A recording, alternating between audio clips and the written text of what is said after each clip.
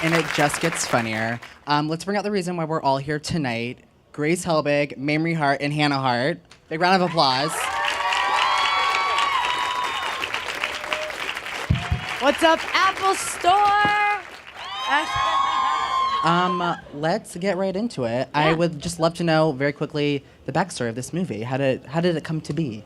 Well, I was turning 30 when I started writing it, and I was having a blast embracing my age and, ready to have a party on my 30th. But a lot of people I knew didn't feel the same way. They weren't really celebrating it or going out of their way. They were silently dealing with all of their insecurities about turning 30. So that was kind of the jumping off place. And then Grace and I had recently we streamed a movie we used to do this thing called Home Buddies, and we watched Can't Hardly Wait. And we were like, party movies are so much fun, and there's so many of them that deal with parties in high school, but we're 30 almost.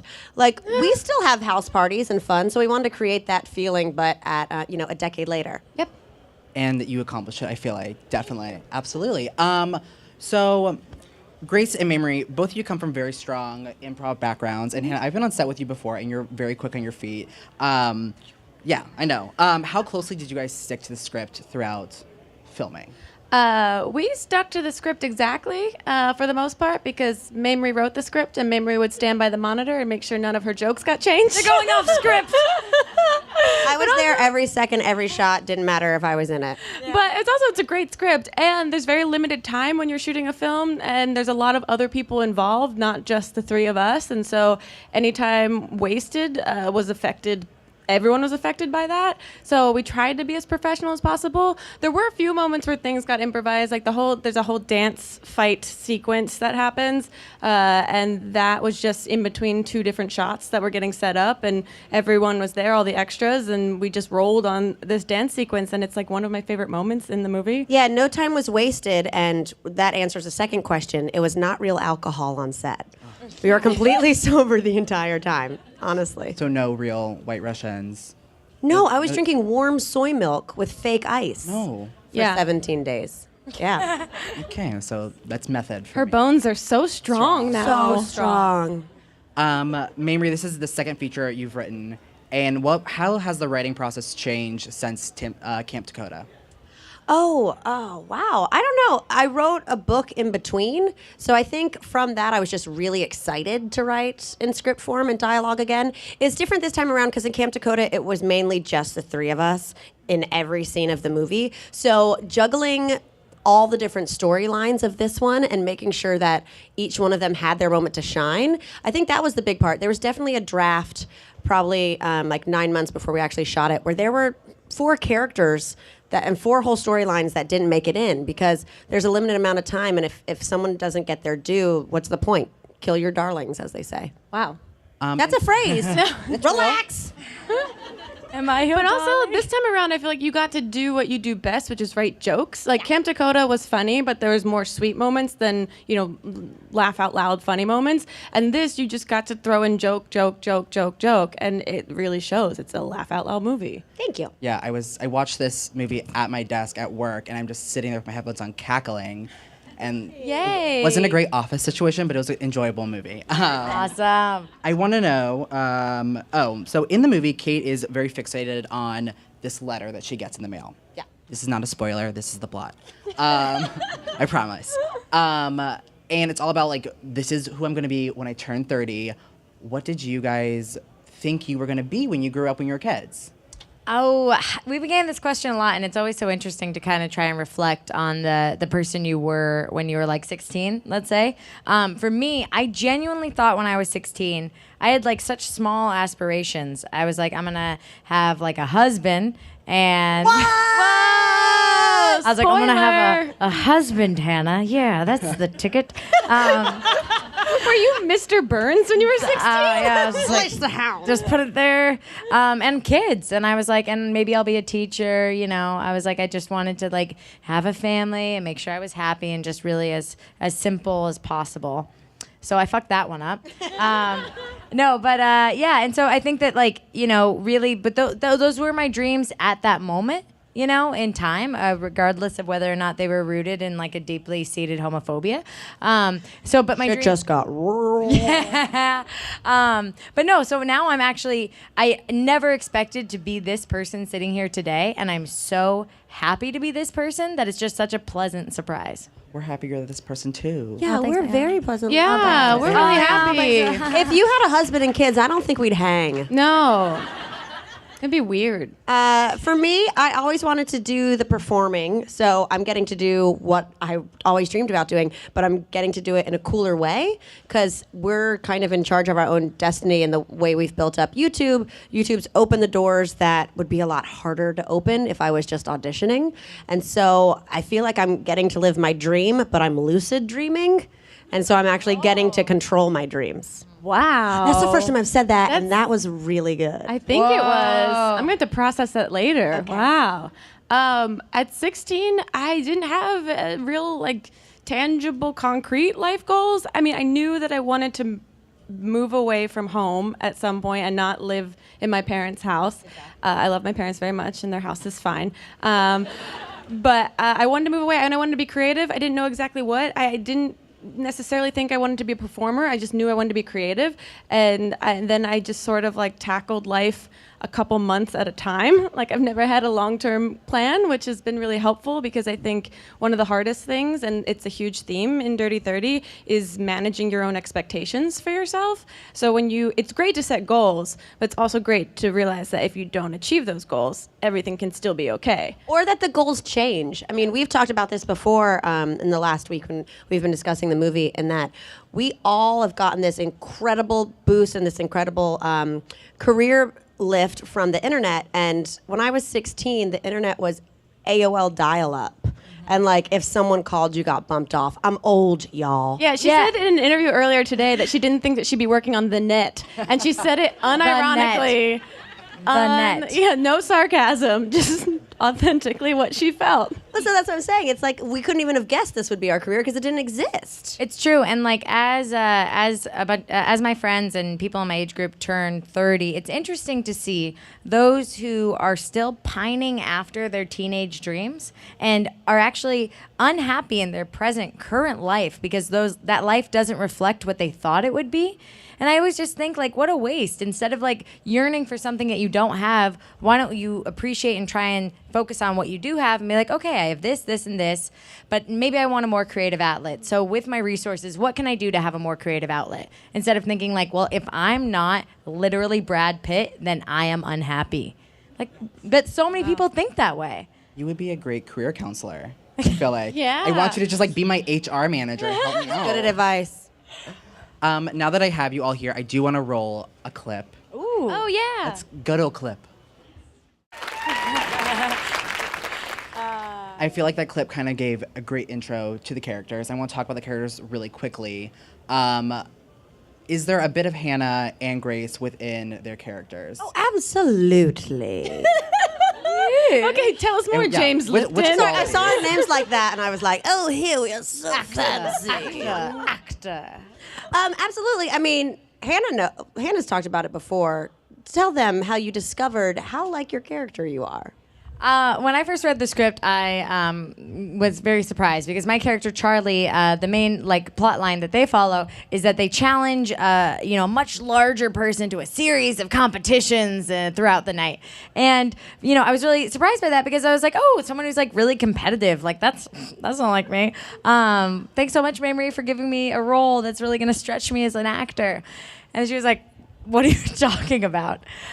Because I guess that when I get drunk, I get a little competitive. But also when you're sober. We literally were just doing an interview an hour ago, and we were playing Two Truths and a Lie, and you were winning, and the girl didn't acknowledge that, and you said, no, but I'm a point ahead. It's not about competition. It's about accuracy. If Mamrie was a point ahead, I would say Mamrie is the one who is a point ahead. You know what I mean? It's accuracy. I just happen to often be winning. All right. And Grace's character, Evie, I feel like is a combination of her and me a little bit. because she just gets so excited to throw this party, and she is just the #1 cheerleader in fun times. Yeah, she's way more, I think, extroverted than I am as a human being, so that's more like Mamrie. But I get excited about excitement and people having a good time and making sure people are having a good time. And so I think that's where Evie and I sort of get along. And also, like, Evie doesn't know how to pace herself at all, so that's also something, you know, I'm working on actively. We're all changing. Speaking of those like nice lower thirds, how do you guys feel about having actor under your name? I mean, I think it's super cool. For me, it's like, you know, I really have a huge respect for actors and that art form and that craft, because it's something that takes so much time, but then also so much vulnerability. I feel like people that are really, truly good at acting truly know themselves and how to tap into aspects of themselves that a lot of people don't even acknowledge exist. Yeah, I feel like my title should say actor in progress. Like, I'm not fully there. I've done some acting, and I get excited to get better every time we have a new project. And I think that was really, I felt really proud of myself and everyone in this performance, because I think from Camp Dakota, the movie that we made a couple years ago, it's a huge evolution for all of us and a huge like graduation of growth in that world. I agree. I mean, I think the more you do it, the better you get at it, which is why, I mean, like, you guys, I saw from Electra Woman Diner Girl, it was like you had this whole project in between, and it was like another growth step in acting. And then when we got to set at Dirty 30, I was just like, I'm blown away by their choices. There's some subtlety in what Hannah does on certain lines. Like when she's just like, oh, I get it, we're lying. Like all these little like moments in the movie where she's just like, just Great. that she adds that I think are so wonderful. That's so nice. She gave your Oscar speech right there. Yeah, exactly. So were there any other characters in the film that were kind of just taken from your real life?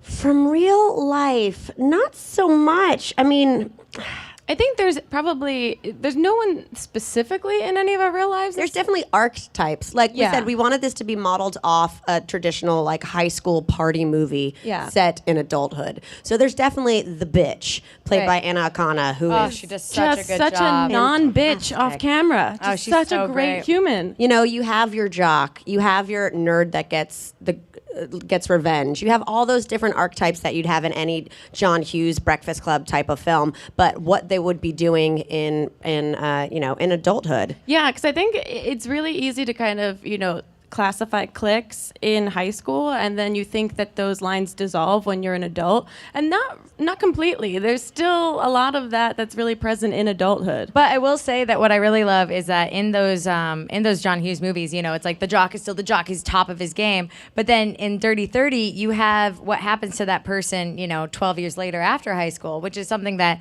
the glory of Facebook shows us all. Like people that peak in high school, yikes, peak in high school. There's a lot of life after high school. Too much, almost. Wow, that was dark. Sorry about that. So behind the scenes, you guys are all executive producers on this film, just like Camp Dakota. Is that something that you guys are interested in doing more outside of Holy Trinity projects, or yeah? Absolutely. I think we all want to develop things. None of us have vanity about our ideas. So I know every time we're going into a different project, be it writing it or from a producing aspect, we always go in with a matter of, we don't have to be in this. We just want to make sure it's the best it can be. Yeah. So we definitely want to develop more because being in charge of every aspect and on-screen, writing, producing, you're going to churn out less things. And personally, I think I speak for all of us, is I have too many ideas to execute every job. Yeah. I think personally, like my agenda motivated by self-interest is that I just want to make more LGBT content, and I want to make stuff that where LGBT relationships or characters, the focus isn't their coming out story or isn't them realizing their sexuality or any of that stuff. It's just stories that are good stories. Oh, and this character happens to also be a gay person. Like, you know what I mean? Yeah, it's a real human being. Yeah, just a person, Which I think we accomplished in Dirty 30. Dirty 30 does a great job, Absolutely. but no spoilers. You guys are always putting out weekly content on YouTube. This movie, This week has been a of- rough week for me, to be totally honest. But you know, Snapchat, Instagram stories, whatever's next. What was like, you know, just focusing on one project and characters for, you know, however long we filmed for. There's no such thing as focusing on one project. Okay. Yeah, the other things don't quit. So it's when, you know, at any point in time, which when people are like, oh, you're being slack on YouTube or whatnot, like when we were doing Hey USA, the first season, and we're traveling and we're getting off a day where we whitewater rafted for 8 hours and rock climbed and was on camera for 12 hours. I was getting calls that we needed this tomorrow, the script. And then also the first manuscript of my book was due in 7 days. So like at any point, you're spinning multiple plates. They just are released at different times. And it's also just managing your own focus, being able to focus on one project for a certain period of time where your like full attention is required, and then being able to shift your focus to the other projects that you have that are still all on burners. It's like cooking, you know? Yeah, which I'm not good at. But just so you know, Grace actually is pretty good at cooking. Like I'm great at like really repressing stress. But like I always really one of the things I admire most about Grace is that you are, you know, you do just as much as we do, and you have so much stuff going on, and yet you are the most consistent with your uploads. Like, and I just respect that so much, because it's not that any of us are ever taking a break. None of us are ever being lazy. Like, I wish there was this like lackadaisical idea of myself that like, I'm not feeling like posting a video. No, it's just that we're so busy, and then somehow you do it. Yeah, I think I am fueled by fear of letting people down. I love guilt. Like, can I hate myself about this all day long? Sounds good. Those sound like ingredients to success, I feel like. Guilt and not letting people down. Yeah. I want you guys to talk about the best parties you've ever been to or ever thrown, because this is pretty freaking good. It's a good great party. Yeah. Mamrie's kind of master of party throwing. Yeah. I'm good at a theme. I've thrown very good theme parties throughout my life, but also the key to throwing a good party is being the guest that has the most fun. Yeah. So like, if you're the host, you should also be having the most fun. And too many people, they get so wrapped up in, is it going to be perfect? Is everyone going to show up? Are we going to have a good time? Is everyone okay? That they themselves don't have a great time. Yeah. And it's a trickle-down effect. If the host is having fun, everyone else is having fun. Speaking of great parties, we had a premiere party 2 nights ago. Woo. Dude. It crushed. It was crushed, amazing. It crushed so hard that Mamrie missed her flight to New York City the next morning. And then I got on the next flight in full makeup from the night before. She did. I like to send Bitmojis, and Mamrie likes to send exactly her face. I call them shitmojis. Yeah, she refuses to download Bitmoji, so it's just her face doing something crazy. It's just like a Miranda sings. Yeah. No, but it was incredible. We had it was wonderful. Lionsgate threw an incredible premiere party, and I just hope that everybody had so much fun, because we had so many of other digital creators and like our friends come out and support the movie, which was something that was so wonderful, because we know how busy they are. Yeah, and they're also in the movie. And even ones who weren't, like Colleen. Yeah, and totally. Yeah. But that's another thing, is we have so many great, talented other content creators who are in the movie, and they're so good. Yeah, they're so good. Speaking of Liongate, what was it like having just that iconic opening at the beginning of your film? I feel like that's pretty freaking exciting. Yeah, it's super exciting. It's super exciting to see like a big logo that you're so familiar with. You know, it's like dun, dun, dun, or whatever their song is. Yeah, you know, I and you're feel just like it's like when you walk into a party with like the most attractive person on earth, and you're like, "This is who I'm with." Everyone, back up. I'm so glad I get to make you feel that way. Thank you, Mamrie, for being that for me. Yeah, no, it was just cold chills on cold chills. Like one of those moments on Tuesday, we had the premiere, and then when we walked into the party before everyone got there, and seeing that all the things you're thinking of, they come into fruition and they're executed, I started crying. Oh, Mamrie, there was a man covered in Tostino's pizza rolls in the front, and Mamrie had to pause next to him to cry start about how weeping. beautiful it was at the party. It was a great moment. Everything you ever wanted. Sounds like a dream. Yeah. I want to take us to the next clip, which gives us a little bit more insight into the characters' personalities. Great. Cool. What happens next? I know. Every time we watch anything from the movie, I'm like, oh, I want to watch the movie. The whole movie, please. Yeah. Well, luckily, it is released tomorrow on iTunes. It's released tonight at midnight. At midnight. tonight at midnight. Yeah. So if you guys go home and you pre-order it and start downloading it now, it'll play directly at midnight. You don't have to wait. Yeah, it's so good. Yeah. That sounded like our goth girl group. Tonight at midnight. I love good coven, so. We're gonna take it to you. Oh, I just threw some water. We're gonna take it to you guys with some fan questions. Hi, I'm nervous. Hi. That's a beautiful name. Is that a family name? God, we're nerds. No, my name's Tatiana. First of all, happy birthday. Thank you. Happy birthday, baby! Second off, I wanted to know, second of all, congratulations to all of you and all your projects that you've ever done. You all do very amazing. I followed you for a few years. It's been a great ride so far. I wanted to know, what do you say to people who tell you that you're wasting your time doing YouTube when you have all these other things going on and you're expanding your horizons and stuff like that? Like, what do you say to people who say, oh, you still do that YouTube thing? Like, or to people who say, oh, it's not a real job and things like that? Like, what do you say? Show me the receipts. No, just To people that think YouTube isn't a real job or wonder why we spend our time doing it, I feel just kind of embarrassed for them having that point of view, because to myself and for you guys, I believe it's really a special thing that we've stumbled into. It was truly a hobby, something that we all just authentically enjoyed, that happened to become a job, which is, the best thing you could ever ask for with a job, to be something you actually enjoy doing. That doesn't happen for everyone. So Hannah has this amazing quote that she said years and years ago on this panel that we were at, that, dance with the one that brought you. And if YouTube's the one that brought you to the dance, you'd be a real jerk to just start dancing with, like, ABC. Yeah, and it's like, you dance with other people, but you always dance with the Give one that them a brought you. spin. Yeah, give them a spin around the block. But honestly, the thing is that it's still fun. It's still a hobby. It's fun to make videos. I love it every time. And I think that thinking of it like as my job, like when I really get in my head about obligation, like, oh my God, I have to post 2 videos a week, and I get all like in my head about it. I'm like, wait, you like to make videos, Hannah, Right. So that's when people are saying like, why do you still do that? I'd be like, because I like it. Hi, my name's Matt. Hi, Matt. Great sneakers. Why, thanks.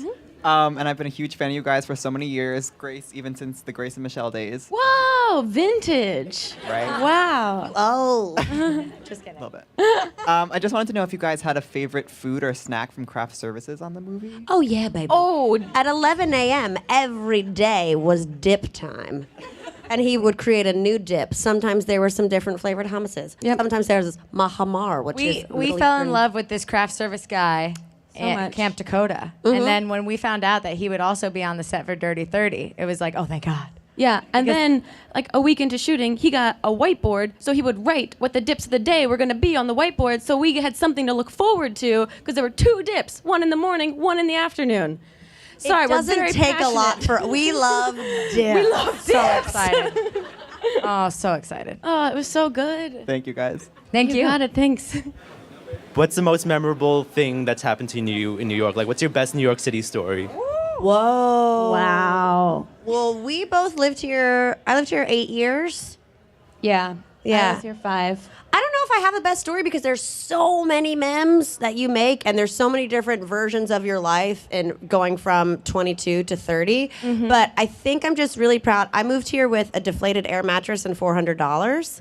Wow. And so I think the thing the biggest memory is like how insane I felt in an empty apartment with like 3 sweet potatoes to eat for the week. Yeah. And just like the pride of living here is difficult. Like it's a part-time job in and of itself. So you should be very proud that you've lasted 33 days. Yeah. And just to keep going, because you're gonna meet amazing people around you, and no one's gonna let you fall. It's the most magical city, because so many things can happen here. As difficult as it is, it has such rewards too. So it's this balance. One of my favorite stories that Mamrie actually threw me a birthday party in New York, in Brooklyn, one year, because I hate throwing parties for myself. I get very anxious about it. And so she's like, "I got you," like last minute. And so she threw it at this bar. But we were meeting at another bar first, and then walking over, and she came and she's like, she texted me like, "I have your birthday gift with me," and she brought me, she had like it was one of the green screens that folds up into that circle, and she had wrapped it up, and then she wrote diaphragm on Dental dam. Oh, dental dam. This is how deeply I've oppressed it. And she gave it to me at the first bar, so I had to carry it through Brooklyn Giant to my dental birthday dam. party, and then set it in the back where everything. Like I full on made a packaging. It was Yeah. a dental dam this big. Yeah, it was really great. So like memories like that can happen here. Oh, I'm excited Yeah. for New York City then. Yeah, concrete jungle. Hi. I was just wondering, as a creator, how many ideas do you have that just don't even make it to telling your friends about? Like, what's the ratio of things that don't even get started or created? Because, like, I want to create things, but sometimes I'm too intimidated to even begin. Oh my God, like 9 to 1? Yeah. Yeah. Well, yeah. Hey, which way? Well, you think about things all the time. You're like, oh, that's a good idea. Oh, that'd be cool. I don't make that. Maybe everything that seems time consuming, I don't do. It's true. It's true. I get really intimidated about failing, and so it's like I can only do something as quickly as I can get it done. I'm like, can I get this done right now? Okay, so then I'm not scared and I don't stop, which is why I think I stumbled onto YouTube. Says the girl who's written 2 books. Well, I was gonna say except for writing, but then I studied writing like my whole life. You know what I mean? Like that's like the way you feel about acting is the way I feel about writing. It's like, oh, same. Yeah. yeah.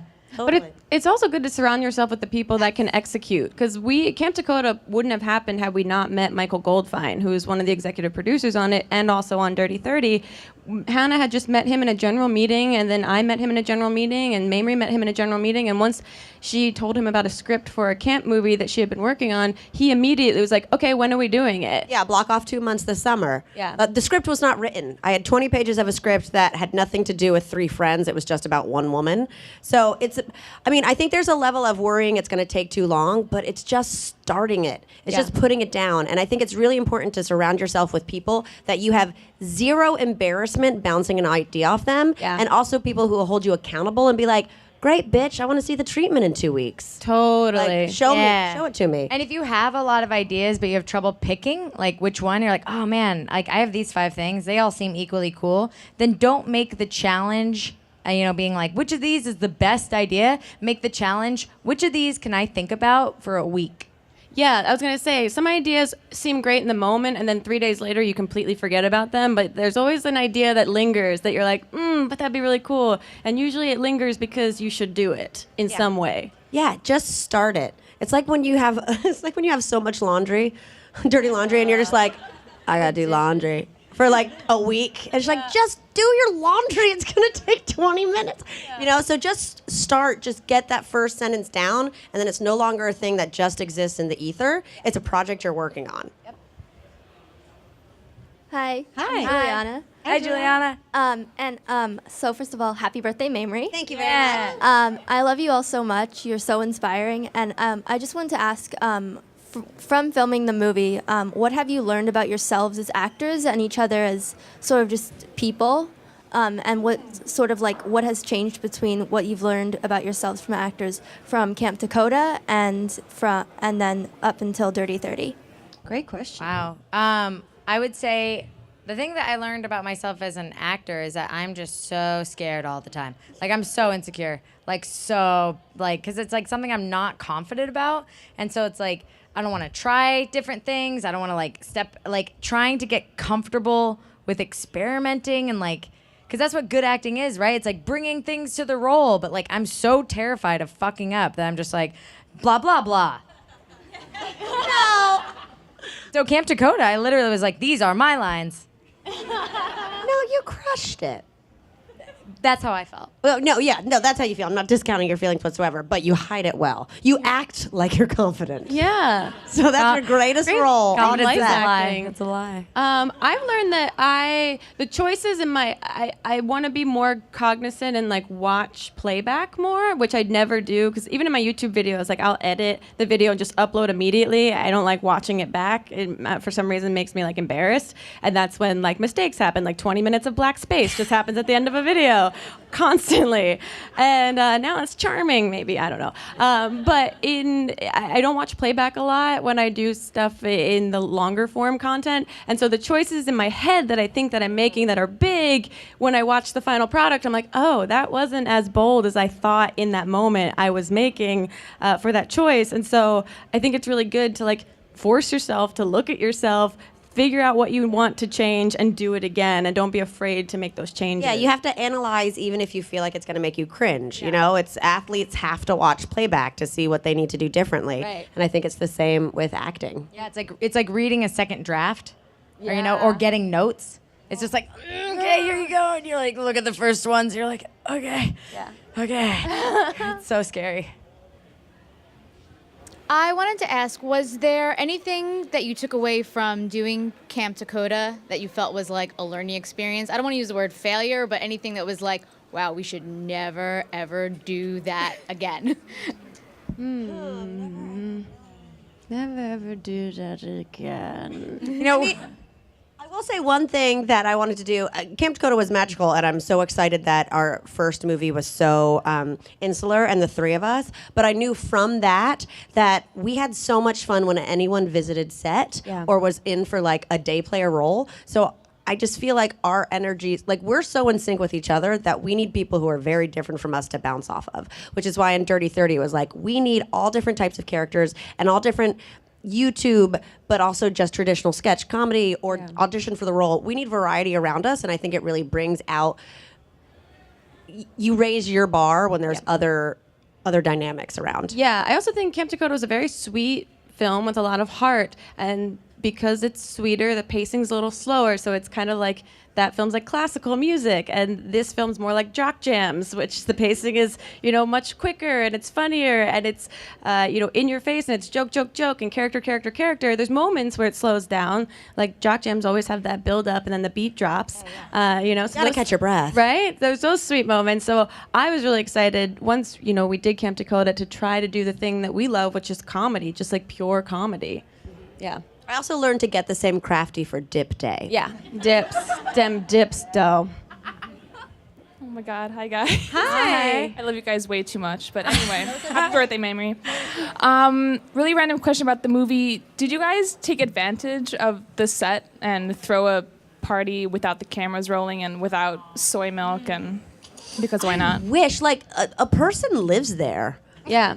Like, that was a house that we rented, and the owner from time to time would just wander around set with his dog off leash, to the point that I had to ask them if they saw the man, because I thought it was a ghost just wandering around the pool with a dog. And I was like, no one else is stopping this man, and he somehow is here with a dog just wandering around. That sounds like a ghost to me. Well, then they were like, no, that's the owner, and he wasn't Who died 40 years ago. No!